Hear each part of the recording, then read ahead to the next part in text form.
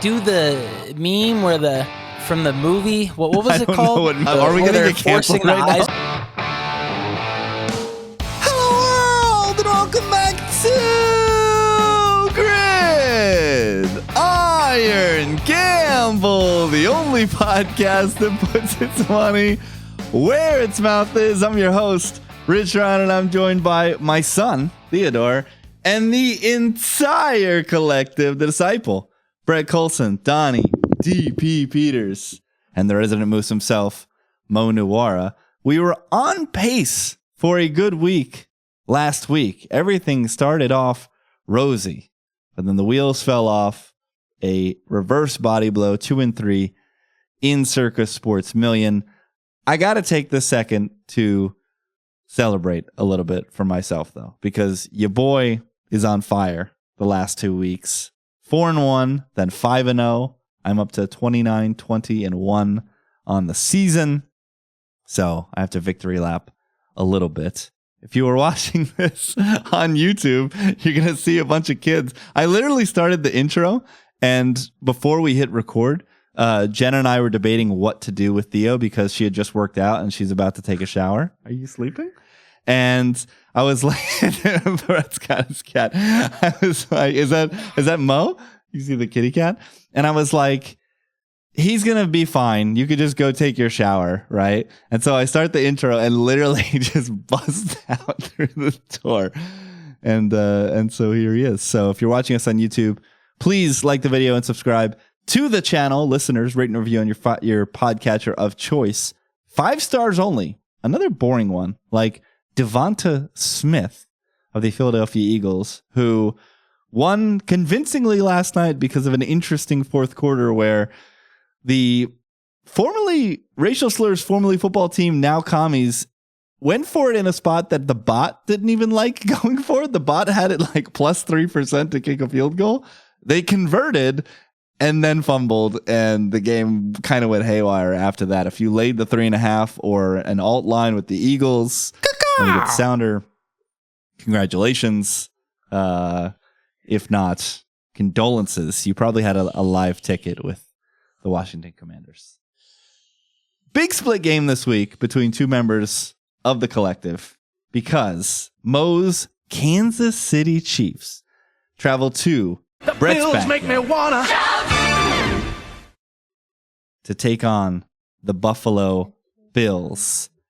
And it is the former Buffalo native who has the highest opinion on this game. The man who turned his back on his father's beloved Buffalo Bills, laying the 2.5 with, hey, it's Donnie Peters. Lead us off, DP. Why do you like Buffalo so much in this spot? Well, how can you take the other side? You just relying on like magic fairy dust to come through in the last 30 seconds of every single game? I mean, listen, I don't really want to talk about the cap for this one. I want to ask Mo what it's like, because all you did was dump on me for many years being a Patriots fan. Now you are the new Patriots fan, okay? So tell me what it's like, you know? Because you can literally do no wrong.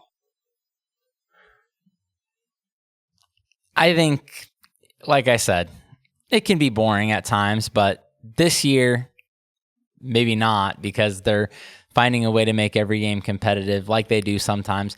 The Chiefs don't do it like the Patriots. The Patriots used to, choke the life out of people 31-10. The Chiefs don't do that. So it's, the final result is boring, but the way they get there is exciting. So I used to get irritated at the Chiefs for playing with their food every game.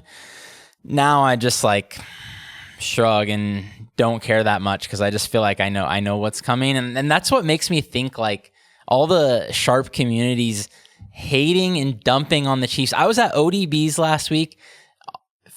5 different people were, I hate the Chiefs. I can't wait to bet against the Chiefs in the playoffs. They're not going to do this in the playoffs, guys. How have people not figured this out yet? They're not even trying that hard. The Chiefs have been underdogs in 5 of their last 15 games, dating back to the playoffs. The amount of disrespect for this team that the Patriots never got during their run is astounding. And yes, this isn't the 07 Pats, okay? They're not dumping on people every single week. But somebody show me a better quarterback, head coach, defensive coordinator combo in like the history of the league? Is there one? Like these guys, and like you said, they are definitely playing with their food in some of these games where they are massive favorites or large favorites when they're playing against the dregs of the NFL, which basically, if you're not a good team, you're just probably below average. Like they're just kind of like figuring stuff out so that when it's third and you need it in the AFC title game, they're going to have a play set up that they're going to want to run. A lot of talk, but we haven't gotten Brett involved yet. The look of disgust on your face when Mo said it was boring to be a Chiefs fan. What you got here, Brett? Yeah, that's really, really annoying. If I was betting on this game, it's very different than how I'm approaching this in a contest format because the Bills don't look like they're in good shape going into this game. Dalton Kincaid, Keon Coleman, Spencer Brown have not practiced this week as of Thursday. Amari Cooper, limited, should be back. Like Josh Allen needs guys who can separate and make plays this week, and it looks like he's going to be down at least two of them in Coleman and Kincaid. That leaves Cooper and Matt Collins as your downfield threats to stretch the field. And like Matt Collins has made some plays, but that's more Josh Allen just breaking the pocket and doing Josh Allen things. I clicked Bills here though because isn't everybody looking at this the same way now that the Chiefs they continue to win as underdogs? That's the trend that everybody's looking at going into this week. The history with Mahomes as an underdog, we've been on that so many times, but I think now that everybody is looking at that, I think you just have to click Bills here as a favorite. Yeah, Mo and I were the ones that clicked Chiefs, as you can see on YouTube. We have a combined 5 confidence points because we know that this will be an ultra popular side in the contest. We go to another rivalry game, this one a more traditional one in division, and it's the Chicago Bears playing host to the Green Bay Packers. And nobody has a bigger opinion, I think for the second week in a row, on the clown quarterback that he laid 6.5 points with last week that couldn't win a football game outright than Burt Minotti. This is such a fun game. This is a question of, do you believe the Bears have quit on their coach? If the Bears have checked out, this should probably be north of a touchdown for the Packers. But if the Bears can pull it together in the locker room and show up to play a football game on Sunday, this can't be north of 4. And I think this should probably be like 3 or even 2.5. There's so much talent on this football team. Offensive line aside, their offensive line is atrocious. We know the problems there. But if Thomas Brown, the new play caller, can figure out ways to scheme better protection for Caleb Williams or force him to get the ball out quicker, this offense should be able to go blow for blow with Green Bay. This is just one of those dead cat bounce spots where there's a shakeup in the locker room that could reinvigorate this team.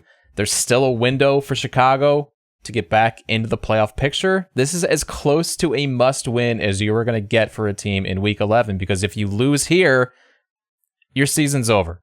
So this game to me is just about effort. If Chicago shows up for a divisional home game, I like them on the spread. In the contest, I like them on the money line here.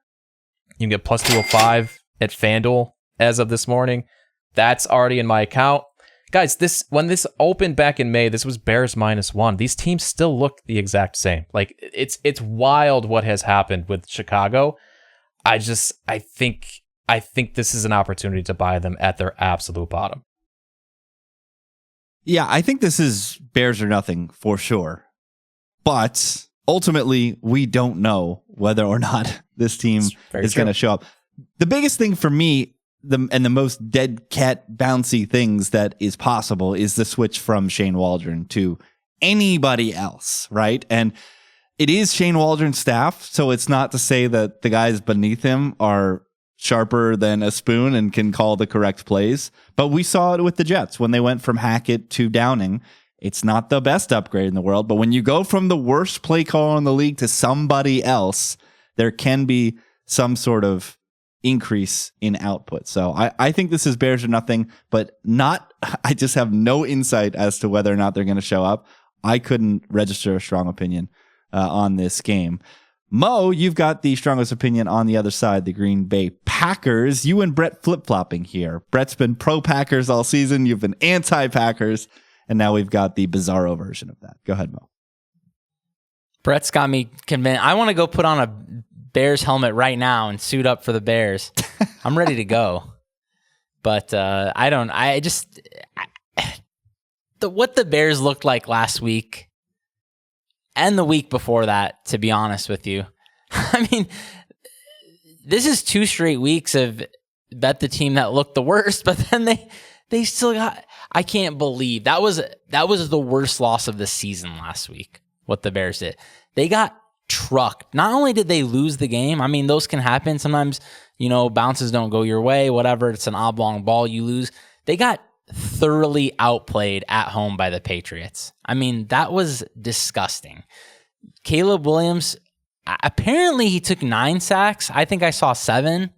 I mean, that was... I can't back the Bears until I see them do something functional on offense, but I don't know. Everything Brett's saying makes sense, so I guess the Bears must be the right side, but absolutely no chance I would bet on it. The last split game is not a traditional game. The Minnesota Vikings travel to Tennessee to take on the Titans. This line is 6 in the contest. Last I saw in real life was 5.5. Mo, I'm so glad I'm not the only person laying the points in this game, because when I was staring at it, I was afraid that I was going to be on an absolute donk side. This Tennessee team just keeps getting pounced every single week. But the thing that stood out the most to me last week is that Will Levis played probably the cleanest game of his entire career and lost a football game by double digits. So what happens if there's any sort of reversion to the mean against a Brian Flores defense that can take advantage of mistakes like we saw last week with Sam Darnold at quarterback for Jacksonville? So I liked the Vikings. Mo, you love the Vikings. You're laying the points on the road in your top 5. Yeah, I mean, it's the dumbest quarterback in the league against the defense that brings more pressure than anybody. So what happened last week was, instead of hurling the ball into the ether when he was under pressure, Will Levis just started ducking and taking sacks. He took 7 sacks. They weren't for a lot of yards. Basically, when the pressure was coming, he just turtled up like 2015 Peyton Manning and took a 5-yard loss. Good luck with that against the Vikings, okay? I mean, that's not going to work. He's going to take 12 sacks in this game. It didn't work then. It's not going to work now. So I have major concerns about this Titans offense in this spot with an offensive line that the offensive line composite ratings is bottom 3 and a quarterback who does not know how to deal with pressure. And then on the other side of the ball, you have a Vikings offense that Sam Darnold pooped his pants last week, but they marched to the 20 every time they had the ball. So as long as Sam Darnold goes to something in the middle of MVP candidate and worst quarterback in the league like he played last week, I'm pretty confident the Vikings should cover here. Yeah, the Vikings 0 of 5 in the red zone last week, which is going to affect my decision-making in another game that we discuss later on. The biggest thing for me, Brett, you have a high opinion on the Titans here. I was initially on the fence, but then L'Jarius Sneed, 2 DNPs got me a little bit worried. But you're bullish on Tennessee in the spot. I am, yeah. And also bearish on the Vikings. Like, this team might not be elite. This is a team I liked quite a bit coming into the year, but the price on this team got out of control very quickly, and I don't think they're being rated appropriately even still today. The Titans, they're 1-8 against the spread this season. I've been on them the majority of those losses. So some of this might just be trying to get some of that back. But I think looking at these two teams, you've got one that's still being overvalued in the market. The Titans are at the absolute bottom. And the Titans defense, they have guys who can capitalize on some of Darnold's flaws. So I got a weird feeling about this one. I would not be surprised at all if the Vikings just lay a dud here and lose this outright. I could see Levis doing that, but I just, nobody's going to click the Titans here. I think this is a good contest play, and I think this one I would even consider in my account too. 20% of the tickets currently on Tennessee. So you're definitely probably right about the leverage situation. All right, those are the split games. Time for some Lone Wolves.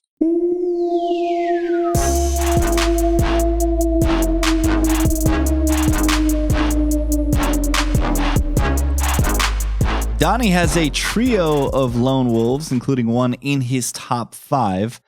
I talked about how Benedict he was with the Bills, and it was for him to run into the bosom of Bill Belichick, the New England Patriots, who he has in his top 5 as home dogs against the guys in my backyard, the Los Angeles Rams. I mean, I see a Patriots team that I think is improving every single week. I mean, aren't people going to be all over the Rams here? Well, that's what I feel like. I mean, are people watching New England? Because I think they're halfway all right, considering where we thought they were going to be. I mean, they were horrendous when Jacoby Brissett was at quarterback. I mean, because he couldn't throw the ball more than 6 yards down the field. With Drake May, they got a little pop, right? I mean, the defense plays all right. You got a Rams team traveling all the way across the country on the road. I think they can get had at times. So, yeah, 4.5 points feels too much, man. Sorry. Brett, you've got the highest opinion on L.A., so lead us off on the Rams. Well, I don't know how much you can take from that win last week. Chicago just didn't even show up to the game. I think the Pats are still a bottom-tier team, like bottom 5 probably. Like, yeah, May has been solid, but my concerns for New England here are more on the defensive side. I don't know how they get a stop in this game. And that said, I don't know how May can keep pace with Stafford and these weapons, so that's why I ended up on the Rams. We move further down DP's card. This time he's not taking the home dog. He's laying the points on the road with the Houston Texans, who travel to Dallas, and they lay a touchdown against Cooper Rush and them boys. I mean, I think Dallas is cooked. I mean, I don't know what you want me to say. Like, I don't know. I can't, in good faith to myself, click the freaking Cowboys. I just can't. I refuse to be able to do it. Yeah, they played horrendous last week with Cooper Rush, and you can probably say, yeah, they're going to get a bounce back. They can't play that bad, so let's buy them when they're at their lowest. But good Lord, man, this team is an absolute dumpster fire. If you are exceptionally pliable and you could bend all the way backwards, you could tell yourself a story that if Zeke doesn't fumble last week, that game is maybe a little bit more competitive than it looked. But Mo, that snowball took off very quickly against Dallas. Cooper had what? 1.9 yards per attempt? I think it was 1.5, maybe? I don't know. It was under 2. Listen, none of us have a high opinion on this game. But it's got to be Cowboys or nothing. This is so many points against the Bobby Slowick horrific offense. Oh my God. I've watched a lot of bad offense this year, and what I saw from the Cowboys was the worst that I've seen this year. I'm not kidding. I don't know if one pass went past the sticks. That was what I noticed in that game. Every single pass was horizontal. Like Rich always used to say about Cliff Kingsbury, Arizona. Every pass was horizontal. Guys, you have CeeDee Lamb. You have to throw downfield. And I'm terrified of what this Texans defense could do to the Cowboys. Because they did well against a great offense last week. But then, I don't know, man, there's some really important injuries on the Texans. Will Anderson, starting corner, Lassiter, I think he's a rookie. But, man, this defense, they could be beatable this week.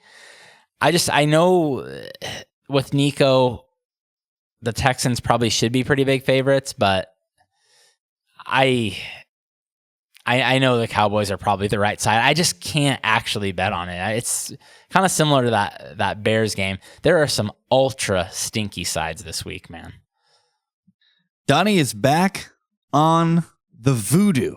I think after consecutive weeks fading Mike Tomlin and the Steelers, this week he's taking the 3 points as they play host to the Baltimore Ravens. I've got an angle on this game that I can't wait to share. But DP, you are the lone wolf here. This is extremely low, but you got to pick up the shield and defend Pittsburgh. I mean, my angle is Tomlin, divisional game, home dog, full 3 points here. I mean, come on. Like, this is the spot for Tomlin. This is always the spot for Tomlin. On the contrary, this isn't just the week for Lamar. This is the year. Dude, Lamar hasn't beaten the Pittsburgh Steelers since October 6th, 2019.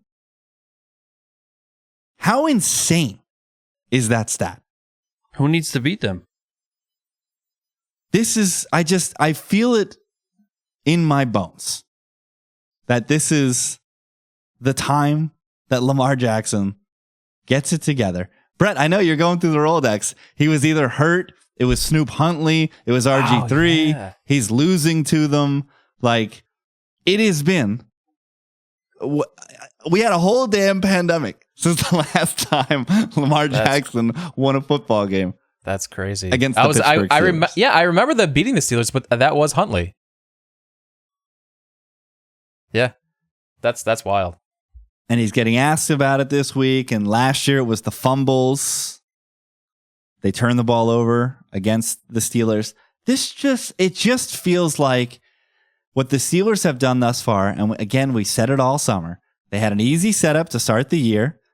They went out and they knocked down all these tomato cans, which good for them. They needed to in order to set up their hopeful playoff berth. But this Ravens team is just excellent. They are, everything is green except for pass D EPA. And if there's ever a team that you want to not be the best at defending the pass against, it's the Steelers. It could be Moonball City from Russ. We've seen that time and time again. And they've got the Moonball set up with Mike Williams and George Pickens. But on a down-to-down basis, I think the Ravens are a much better football team. And I just think this might be the time for Lamar. I'm saying all this while the Ravens bubbled my top five. And Mo, the guy who's probably dumped on the Ravens the most on the show, has the Ravens in his top five. I mean, I can't argue with anything Donnie said. Like, this is the Tomlin special. He's not wrong. But it's the Tomlin special for a reason, because you know they should be 7-point dogs here. Like, the Ravens are multiple tiers better than Pittsburgh. I mean, okay, so one thing about this matchup, I mean, the Steelers are 31st in pass rate over expectation, guys. They are 31st. You have to throw 80% of the time against the Ravens. And do I trust this Pittsburgh Steelers staff to do that? I don't. This is meathead Tomlin, who's going to go out and want to establish what we want to do. We don't care what they do. We're going to play our brand of football. It's not going to work. They're going to be down 14-3. And then you have a Ravens team with Kyle Hamilton practicing. I believe I saw that. That's big when you're talking about a team that wants to throw deep here. I want to be able to trust the safeties to play the ball, to not give up stupid PIs. I think we can trust the Ravens mostly to do that.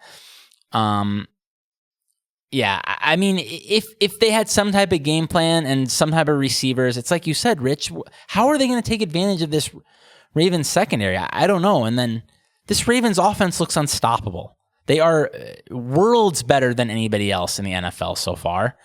Even the Lions, like, they're like a tier above the Lions, I think. It's like crazy how good they've been.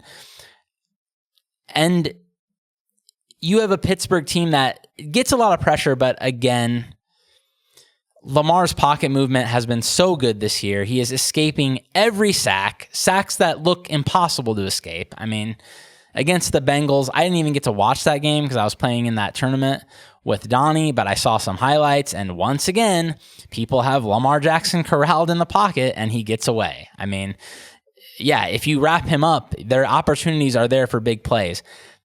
Am I worried a little bit that this could look like the Browns, who have another like similar pass rush? A little bit, yeah. But at the same time, the Ravens still did fine in that game on offense. They lost that game because their secondary got destroyed by Jameis. So, yeah, I don't trust Russ to do that. I don't know how repeatable, obviously, that was. They dropped multiple picks, etc. Guys, I think the Ravens should be like 6-point favorites here. Wow. Yeah, I think a big thing for the Ravens has been Mark Andrews coming back online. He started the season obviously slow, coming off of the Achilles, but then he had that car accident at the end of August. So I don't know. I just think he between getting back physically and just in a mental state, I think that had more to do to his slow start, because we've seen it with Kelsey for what, 3 years now, like not being an elite athlete, but just knowing how to play football and having a mind meld with the quarterback, how valuable that can be. And we're starting to see that again with Andrews and Lamar on money downs when he needs to find some kind of pocket, get open, and make a play. And I think that's made a world of difference in this offense that really is, outside of Zay Flowers, bereft of talent on the outside. We'll see what Deontay Johnson can add, but yeah, the Ravens are pretty much... Tomlin hasn't seen much tape on him, I heard. The Ravens are pretty much full steam ahead, and barring any voodoo, yeah, I absolutely love them in this spot. All right, let's get to my lone wolves, including one where I'm legitimately shocked that I am alone. Miami and the Dolphins, the greatest football team. You guys are laying a full 7 points with the Miami Dolphins coming off of a win on Monday Night Football, where they had to hop on a bird, red eye back to Miami. Tuesday's basically a waste. The shortest week possible. Playing a team coming off the bye who finally got rid of their idiot backup quarterback, Aiden O'Connell, and went to a guy who's still an idiot, but not as bad in Gardner Minshew. And most importantly in this game, I think for the first time all season, I don't see Max Crosby on the injury report, which I think is the matchup in this game, because we saw it on Monday. I got to give Tua some flowers because he actually did show some mobility in some spots and made some throws on the run. But generally, if you get Tua off his spot and you can slow the timing of this defense, of this offense even a little bit, that disruption is massive. I'm just not ready to buy back in fully to this being Dolphins, fireworks, top offense, EPA, runaway, score 60 points on people, guys. I still think there's some deficiencies here. I still haven't seen Tyreek Hill play a single good football game in the year 2024, and he is a key cog to this entire operation. So I'm going to take the team with extra rest, getting a full touchdown. DP, you have the highest opinion on the Miami Dolphins. It is very low, but you've got it. I mean, you know I hate the Raiders. This team is a freaking dumpster fire. I mean, one team here I believe can score points. The other team I don't think can score to save their lives. So why would I ever back the Raiders? I don't care if they're getting 7, 10, 14. I don't give a shit anymore, man. Like, what? I know you say the Tyreek Hill thing, and I would agree with you, yes, but at least there's potential there. There is potential for a massive pop from this offense on the Miami side of the ball. I think that's certainly within the range of outcomes, especially when you're playing a horrendous Raiders team. It's the mystery box. Could be anything. Could even be a boat. Well, when is Miami going to call the plays where they throw to their wide receivers? Quit dumping to Achane, guys. You're making me look bad, for one thing. I had a heated debate with Josh 2 months ago when somebody spent infinite in our guillotine league on Achan. I was like, why would somebody do that? This is idiotic. He's like, no, it's fine. And now Achan is WR1. What is going on here? This isn't football. You can't throw to your running back 14 times a game, guys. The I best think part Waddle about Plays where you throw to your superstars. the best think part about Waddle you had a- complaining about dump offs is I thought you were going to complain about Jonnu Smith because all they're doing also is dumping to Jonnu Smith. Jonnu and Achan. Why are we changing the offense from centered around aliens to just warm bodies? What is going on here? Yeah, that's what I was gonna say. I don't think Waddle had a touch last week until the fourth quarter either. So it's like, what are you paying these guys for? Is this just McDaniel quiet quitting? Is that what's happening right here? He wants to go to Green Bay or LA or somewhere and just be an OC and get out of this Someone Dolphins should organization. do the meme where from the movie. What was I it don't called? know what meme. I don't know. Are we Where going to they're get canceled forcing the right eyes now? open? Put Oh, Clockwork 2023 Orange. Dolphins tape in front of McDaniel. How hard is this? Do what you did last year. I'm dying. Yeah, Clockwork Orange. Oh, at least I know what the YouTube intro is gonna be. Yeah, you got the thumbnail lined up. All right, let's keep it in the AFC East.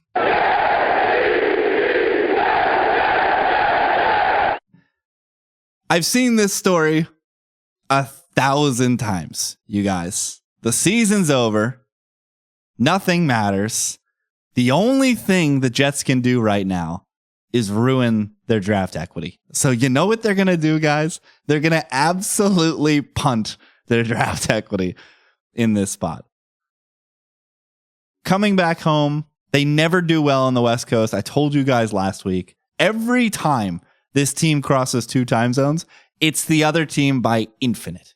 Okay? Coming back home, friendly confines, a Colts team that stinks. The Jets are still positive in net yards per play, still positive in success rate on defense. And now we got my guy, Anthony Richardson, who, if this is Mo's rule, if we had Shane Steichen's number and I could FaceTime him right now and say, are you going to run the Army offense? And he said yes, then this is Colts money bet line. Okay? But if he's going to try to complete more than a dozen forward passes, the Jets are going to win this game by margin. Mo, you've got the Colts in your top 5 in your lap. Because, okay, isn't this just do we trust Shane Steichen? That's literally what it is. So if you attempt more than 20 forward passes in this game, it is malpractice. You just go out there and you run straight 75% of the time here against a Jets team that is going to invite you to run the ball. You have Jonathan Taylor. You have a quarterback who is a battering ram, who I have seen on 3rd and 8 just basically run over half of the defense to get first downs. I mean, am I impressed by Anthony Richardson? No. Do I think this is a good matchup for him? Potentially, yes. All you have to do is pound the rock here. The Jets cannot stop the run. And then, I don't know if I trust anything about this Jets team. So I kind of feel like this line should be 3 and the Colts shouldn't be 4. It's moving that way right now. It's down to 3.5. So I think people are seeing what I'm seeing, which is this is the matchup for Richardson, man, because you don't need to throw the ball here. Yeah. And the Jets, not only are their run fits soft, they can't tackle. These guys are... Sauce must have went to Pamplona in the offseason because all this guy does is Ole. And he's complaining.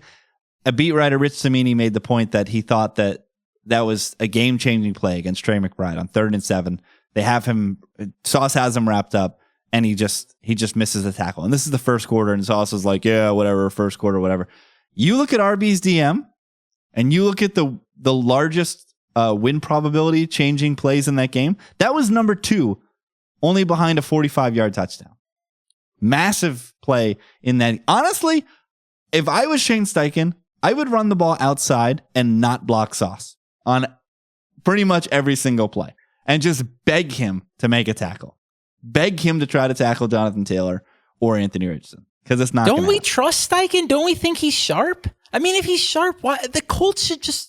This is a good spot for them. What if we just keep getting hoodwinked by these coaches in their rookie season? What if Steichen's just Brandon Staley? Like, I don't even know what to make of these coaches anymore. They look great in their rookie seasons, and then their second year is just like, what the hell are these guys doing? I mean, look at like Doug Peterson. What a precipitous drop for that guy. Yeah. I mean, we went from winning a Super Bowl with Nick Foles to not being able to get out of his own damn way. It's outrageous. DP, I want to get you in here because you've got the Colts bubbling your top 5. I mean, you told me last week that the Jets struggle against mobile quarterbacks. So I saw Anthony Richardson was in. I said, okay, let's see if Steichen can do the thing that needs to be done here. And I clicked the Colts. End of story. I mean, that's the other thing, is that when it comes to any kind of quarterback running look, my guy Michael Clemens, good Lord, cannot set an edge. That naked boot from Kyler Murray last week. Michael Clemens crashes and just looks over his shoulder and he's like, well, that's a touchdown because nobody's catching. That's where they probably missed Jermaine Johnson, right? Because isn't he considered to be pretty strong against the run? And Bryce Huff. Bryce Huff was, it's just, the Bryce Huff thing is so annoying because he's not been a fit in Fangio's defense and he stunk this year and he was so good on ours. So it sucks for the player because now he's just going to like turn into some whatever vet bouncing around here to here when he was just a perfect fit in our system. God, all right. I can't talk about this team any longer. Let's get to Mo's Lone Wolves. This was the one he's shocked by. I know he's not shocked by the other one. He said pre-record, I'm shocked by one of my Lone Wolves. I know it's not the other one that he's shocked by. It's definitely this one where Mo is taking the 2.5 points with the Atlanta Falcons as they travel to Denver to take on Bo Nix and the Broncos. Aren't the Falcons better than the Broncos? Am I crazy here? I mean, what?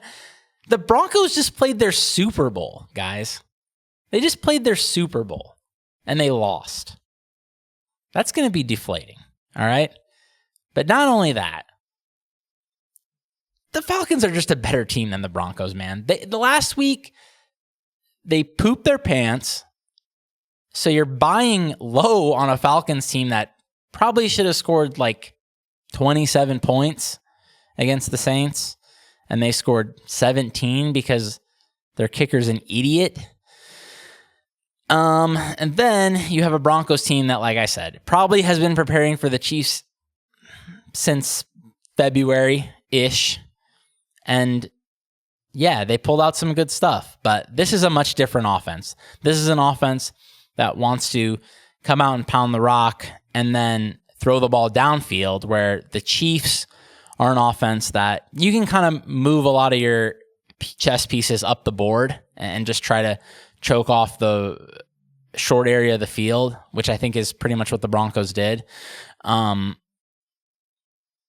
concern here would be this Broncos pass rush is very good. I witnessed this last week. Nick Benito. Who is Nick Benito? Where did this guy come from? He was wrecking the Chiefs. Wrecking the Chiefs, guys. I mean, in the backfield, every third play, I'm concerned that Cousins can't move and is just going to get swallowed up by a similar pass rush here. But if they give him any time, this isn't the sort of team. So like Patrick Surtain has more value against teams with like high-end WR1. I don't think Drake London is quite that. This is a pretty egalitarian offense. You have Kyle Pitts, you have Darnell Mooney. These are apparently perfectly fine targets. I would have never dreamed Darnell Mooney would be doing what he's doing this year, but he is doing it. So I'm close to playing the Falcons. And I'm curious what you guys have to say here. How much of this Broncos analysis is because you had to endure an entire football Sunday of ODB talking about the Broncos while they were playing against your Kansas City Chiefs?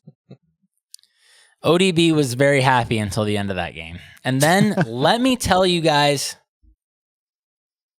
I haven't seen a guy that He looked like somebody called in to tell him his dog got sick and died. He was just sitting there on the couch, had his blanket over his body, sitting like this. A couple people tried to come talk to him, and he finally just sounded like me after I busted all my poker tournaments in a row. He's like, just let me stew in my misery.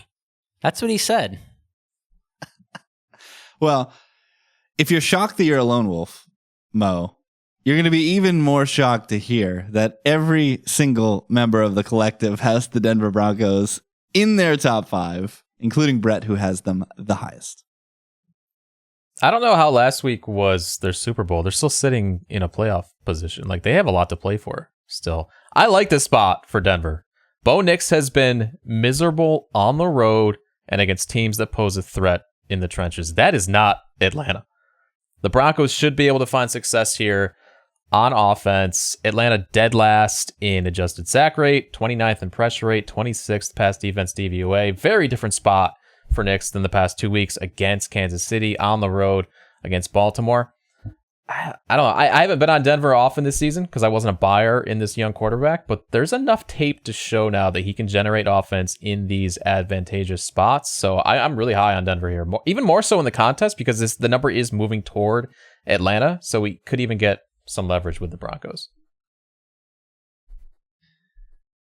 Yeah, 32% currently on Denver in this spot. Kirk Cousins, outdoors, at altitude, in Denver. I will say, I did want to be a buyer on Atlanta this week, following last week was just the spot of all spots against something Rizzy at home. So I'm not, it's in my top 5, but that's more so due to the week more than me wanting to pile Denver in this spot. But yeah, I've just seen Kirk Cousins play like an idiot on the road outside too many times for me to not believe that Denver is a fine side here in the contest when the majority of the tickets will most likely be on Atlanta. DP, you also have the Falcons in your top 5. Put a pin on this contest. Broncos, but okay. Sorry. I mean, this is a great spot for the Broncos, I feel like. They get to go home where they love to play. It's tough to play. I can't really trust Kirk Cousins in this environment against this defense. So short of a field goal feels, I don't know, pretty happy to me. I was surprised when I was looking to see that more people weren't going to be on the Broncos here, or at least what I'm kind of projecting as. Who the hell knows what this contest is going to do every single week, as we saw last week, by the way.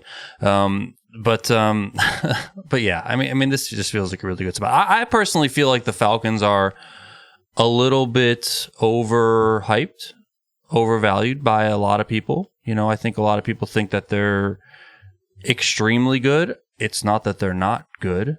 It's just that I don't think they're in like that kind of upper tier. You know, they play in kind of a crappy division, and I think they'll win that one and end up in the playoffs. Yes, but you know, outside of like a few big pops from Kirk Cousins and that offense, I mean, I haven't been totally impressed by them. Last game is a double cat game because somehow, some way, Mo put an X next to a professional football team that is laying 2 touchdowns. Why not? If you're ever going to do it, shouldn't it be the Lions? I mean, they beat teams by 30 constantly. I mean, what? Yes. They're facing Mac Jones, who couldn't really get a yard on the Vikings. I mean, the Lions play a relatively similar brand of football. They like to bring a lot of pressure. Mac Jones looked horrible, let me tell you guys.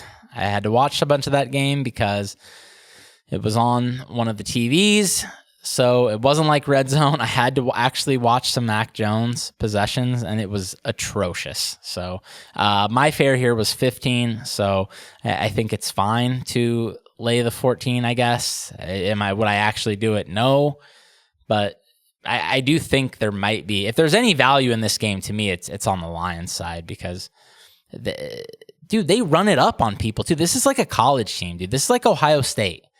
They're still going to throw deep. Like, they're going to do that. I mean, it might be to, Tim Patrick with a a wide receiver reverse, but they're just going to do it for fun so their players can have fun. That's what Dan Campbell does. Yeah, initially I saw this 14 and I thought it was just outrageous. And then I dug into the Jags box from last week. Just seeing you're at home, your opponents go 0 for 5 in the red zone and turn the ball over 3 times and you lose by a touchdown. That is an unbelievable set of circumstances. So I can't do it in pro football. I thought this was Jags or nothing, but this is my very last pick. DP, this is not your very last pick. You are all in. It's 14 points. What do you want me to do? This is outrageous in professional football. I don't care if it's Mac Jones, Byron Leftwich, Mark Brunell. I don't care who the hell is playing quarterback for the Jaguars. Okay, we're taking the 2 touchdowns. I mean, come on. Didn't we just watch Jared Goff go out there and throw 18,000 interceptions? I mean, he has it in him to be a total bonehead. Of course. Yeah, and they still pulled out that game. I get it. They didn't win by 14. That was against a great defense. On the road. This is against a very bad defense. I wish this was the game before Thanksgiving. Because if this was the game before Thanksgiving, then plus 14 would be like make an irresponsible wager, right? Because short week, a game that matters. That Thanksgiving game matters so much to those people in Detroit. But the fact that next week is just a lazy game against the Colts, that makes me just less inclined to be excited about this spot. The Lone Wolves. Mo's got the Lions and Falcons. I've got the Jets and Raiders. Donnie's got the Steelers, Texans, and Pats. It's time for the week card. 10, 9, 8, 7, 6, 5, 4, 3, 2, 1, fire. I was caught up in the air there, what week it was. I'm up first. I've got a consensus game that we have not discussed yet, and I don't get it. I don't get anything about this contest because I'm seeing that there's only 15% of the tickets on a team that has the better coach, the better quarterback, the better defense, the better special teams, pretty much the better everything. They're not even getting the full respect, only -2 in the contest, -1.5 in real life. And I am at a full sprint to the window to put the Los Angeles Chargers on the card. This was the most predictable pick of the week. I knew you were going to have the Chargers. I knew this when I was looking over the games. They're just excellent at football. I don't know what to tell you guys. This Harbaugh-Herbert thing is such a perfect match in heaven. You got Harbaugh, the ultra-competitive, psycho guy, can't stop talking. And then you've got Herbert, who wants to be coached like that, but is just super chill and doesn't let anything affect him, right? He's going to try to find the positive in any kind of coaching situation. So he's going to allow Harbaugh to bring the best out of him. And I got to give credit to this team that everyone thought was just going to cram the football. They said, wait, we have Justin Herbert. Let's throw the ball a bunch. Their Passover expectation is much higher than it was coming out of the bye. Now you got Gus Edwards back, who can be an assist on the ground game. He came out last week and pounded the rock effectively. And this Cincinnati Bengals defense stinks. So the Chargers are just going to have their way on that side of the ball. And then the Bengals could be a negative script against what might be the best defense in the league. Second in pass defense EPA, third in rush defense EPA. I think this is a slobber knocker, you guys. We saw this Bengals team get waxed at home by the Eagles, waxed by the Patriots. I know T. Higgins is back, but this is an average Bengals team, maybe teetering on above average, where aren't the Chargers a top 10 team? How many teams do you trust, Mo, to show up on Sunday and play good football more than the Los Angeles Chargers? not anyone compared to a Jim Harbaugh team. That's for sure. It's basically a Mike Tomlin team. They're gonna be there. They're gonna play hard. My concern here would be the schedule. I mean, they have played a clown schedule though. Like, I don't know if this team is actually good. I feel like they might be a can crusher. Like I said early in the season, when I was like, this team is gonna flatten bad teams. I was the one with Chargers -7 last week. I knew they were probably going to wreck that embarrassment of a Tennessee franchise, but the Bengals are a pretty good team. Like, they still have an elite passing off. This is much different than these offenses that the Chargers are facing. I'm not sure what to think here, but I do kind of think this is a good matchup for them. So I'm leaning towards this one. I haven't bet, but I am leaning towards putting Chargers in my account, and the market's moving the other way. So yeah, I mean, That's the T. Higgins news. I'm concerned that the Chargers are a product of their schedule, but I'm not a huge believer in the Bengals either. So this is basically one of those spots where I feel like there's a lot of uncertainty, but all of the uncertainty and like possible tail outcomes are on the Chargers side. Like, if any team won by like 7+, I think it would be the Chargers, man. But you're the lowest on since Los Angeles in the spot. Yeah, I think my biggest concern is that Higgins is back, and this Bengals offense looks like it did early in the season when they had both Chase and we talked about this, right? Like, this is just a very different passing offense when Higgins and Chase are on the field. So I think that's my big concern. Also, the Khalil Mack has not practiced yet as of Thursday, so that's where my Does Khalil Mack matter? Does Khalil Mack matter? That's I actually a good back question. on the juice this year, wasn't he? Was doing good earlier. But yeah, Mo, you're up next. Oops, I sorry. clicked Chargers, but I right in the middle of my card. Mo, you're up next. You have another consensus pick we have not discussed yet. Yeah, sorry guys. I went 3-2 last week, and I put my 2 worst picks at the top of the card. So, anyways, I love my top pick kind of, but it's not the one. So it looks like we'll talk about that in a little bit. I have the Seahawks. This one, man, 49ers played a much better game than the final score indicated last week. I'm a little bit worried about that. I don't like to sell a team off a game like that, but you have a Seahawks team. I don't know. Brett said pretty close to a must win for somebody, or this is close to a must win for the Seahawks.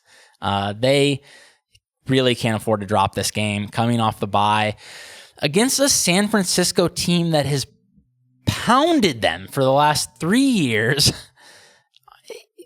We got to get 105% Rich Ryan maxed out Seahawks effort here with DK Metcalf back up against a 49ers team that I think is good, but still surprisingly doesn't rate that highly in the pressure metrics. They never blitz. They're going to sit back. I think that's the type of defense Geno thrives against. When you make him throw off his back foot, he'll still throw darts, but he'll just make mental mistakes at times. So I like that matchup for them. And the injuries on this 49ers defense, the quote I read said Nick Bosa doesn't feel like he's going to be able to go. So that's obviously big for a team that really doesn't want to blitz, really relies on its front four to get pressure. Yeah, who else was it? Looks like Charvarius Ward. Who is but that's personal, so you never know. Yeah, it's personal though, so you never know if it's just gonna like show up today and be a go this weekend. George Kittle's been on maintenance all year. Yeah, so I don't he's think that's a big banged deal. up. The kicking situation looks like the punter's hurt and the kicker stinks. So special teams could be big here. Cover your ears, Brett. But yeah, I just think this is a little bit too many points for the Seahawks. I had this one at 4.5. The big one for me is that Seahawks coming off extra rest. DK Metcalf comes back with absolutely no injury designation. So that's huge for this Seahawks offense. And it's so funny, Brett, you bring up coaching earlier, and I want to get excited about McDonald in this spot with 2 weeks to prepare for a Shanahan defense. But like you said, we just don't know what to expect in this spot. But with so much time to prepare, you would hope that the game plan would be there to be able to defend this Niners attack. DP, you were the lowest on the Sea Chickens. So how are you feeling about them being on the card? The Sea Chickens. Come on, man. I feel fine. I mean, this feels like a really good spot for them. As long as, the quarterback doesn't blow his head off. Which is certainly possible. Because he has some freaking head scratchers. That's the thing. They've been beating themselves for the past few weeks. But that's like when that's a one-off thing, it's not as worrisome, but it's like you see this every single week from them. And so then it's like, if it happens again, we're going to be in the text chain being like, yeah, we're not surprised. Blown dicks everywhere. Shouldn't it all be cleaned up by now? Yeah, it should be. You would think it would be. We'll keep it with DP, who cover your ears, Mo. We got Mark Brunell. Gardner Minshew. No, we don't. Guys. No, we don't. Come on, man. Listen, you can't even talk, Brett, okay? Because you tell us contest, okay? Literally the first thing that people do in this contest is they go, spot number 1, Lions. Spot number 2. This week, though? Spot number 2. Who cares? Spot number 2, Chiefs. That's what they do. End of story. Then they fill out the rest of the 3. Haven't people been clicking Jags too, though? I feel like the Jags are like the most popular team in Circa this year. I mean, they were, but probably not anymore. Okay, let's go to Minotti, who has a split contest that's only getting uglier. Clown City. We got Caleb.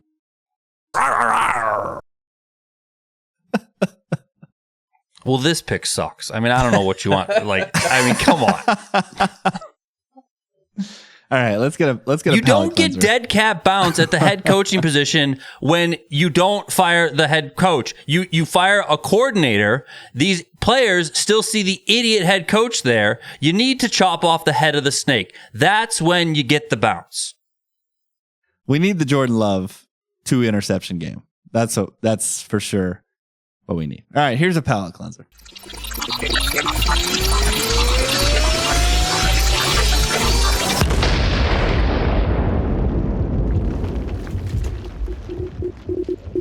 The collective chooses.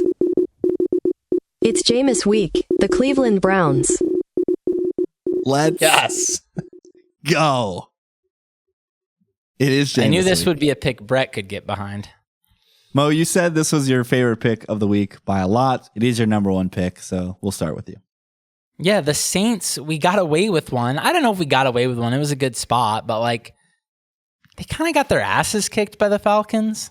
I mean, isn't this a spot where the Browns can come back and play football the way they wanted to play week 1? Which is with a healthy offensive line. I know they still don't have Jedrick Wills, but this is the healthiest this offensive line has been in many weeks.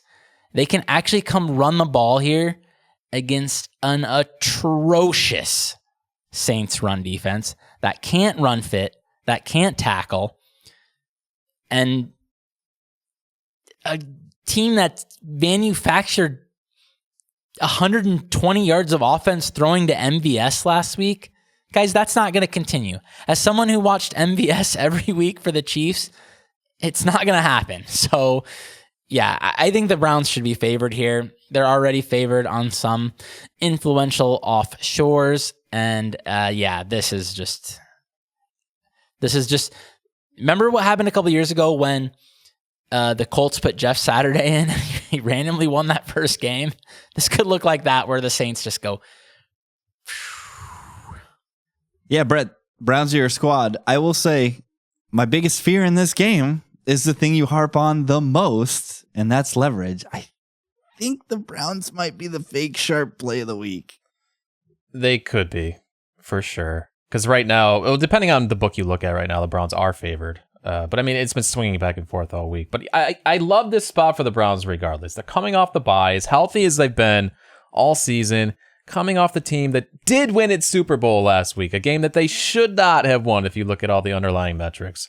They got outplayed last week, but they got it done. And the market has adjusted for that win. This is just the easiest sell of the week on the Saints.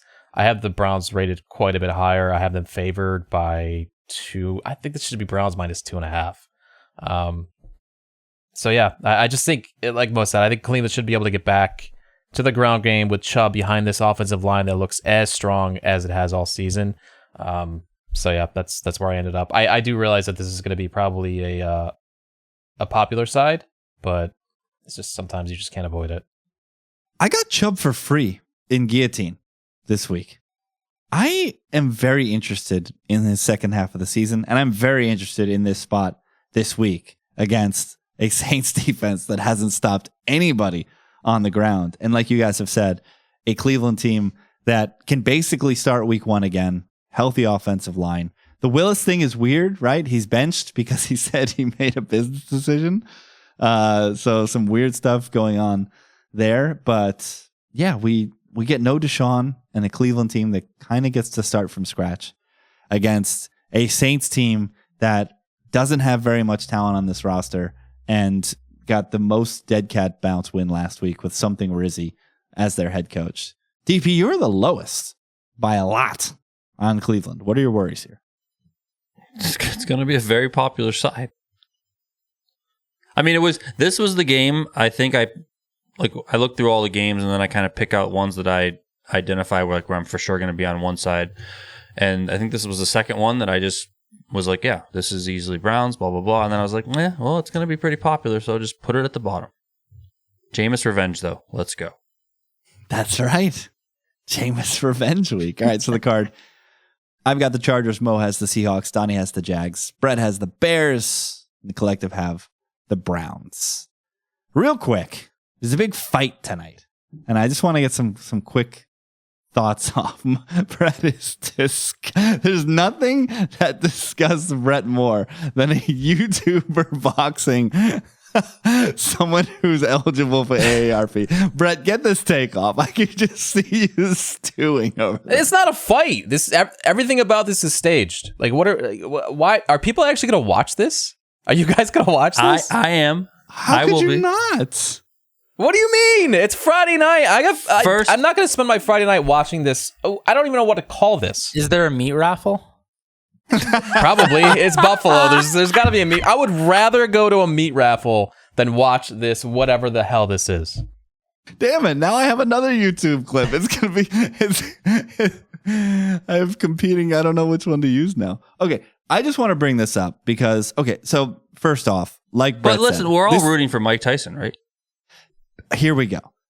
So we have to caveat all of this by not only is this boxing, but it's fake boxing. Okay. It's fake Netflix boxing. So the shadiest thing could happen tonight, guys. And none of you out there are allowed to be surprised if you wager on this because it's fake boxing. All of that being said, I'm getting real Mayweather McGregor vibes from this fight. Because everybody's like Donnie. I can even feel it myself. Everybody wants Tyson to land just one, right? Everybody wants Tyson to win this fight.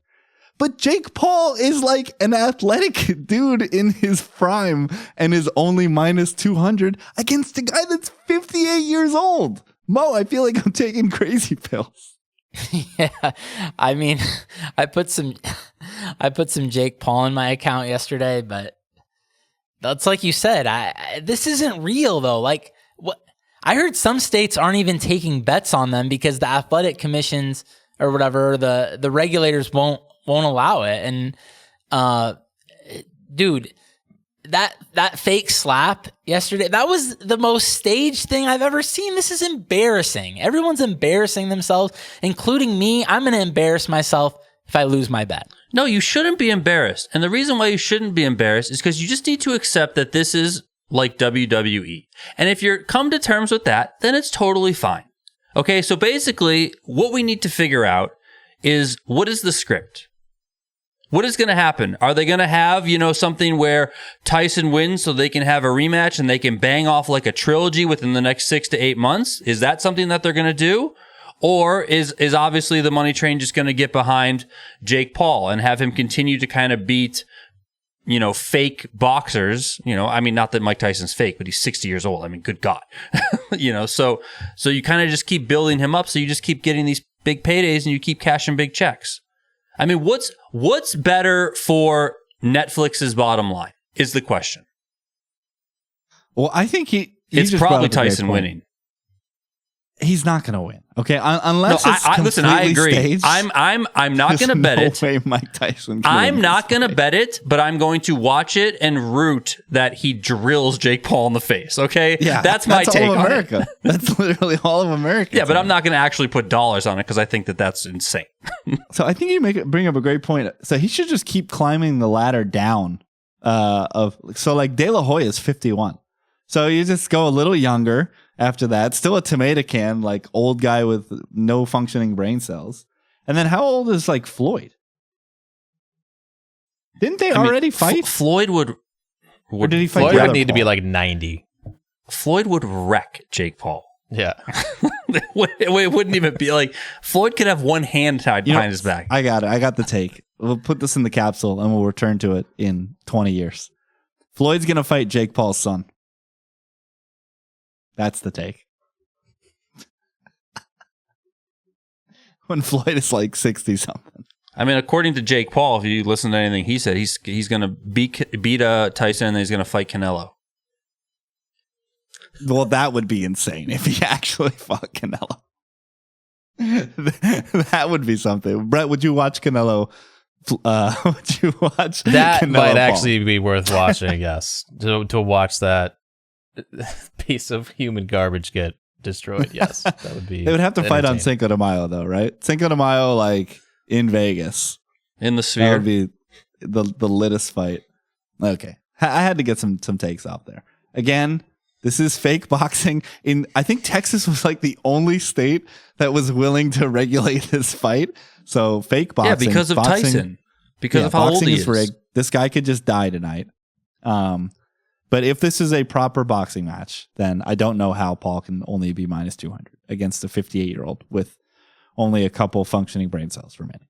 So just had to get that take off. Follow these guys on Twitter at Brickles and COLLSON at Donnie_Peters at Monowara NUWWARAH. I'm at Rich T. Ryan. Best of luck in your betting ventures. Peace. Out.